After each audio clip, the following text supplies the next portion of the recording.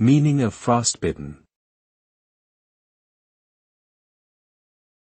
Frostbitten. Frostbitten. Frostbitten. Frostbitten. Frostbitten is an adjective that describes tissue damage caused by exposure to extreme cold. When the body is exposed to cold temperatures, blood vessels narrow and blood flow is reduced, leading to tissue damage. Symptoms of frostbite include numbness, tingling, and skin discoloration. In severe cases, blisters may form and tissue death can occur. Treatment includes rewarming the affected area, but in some cases, amputation may be necessary.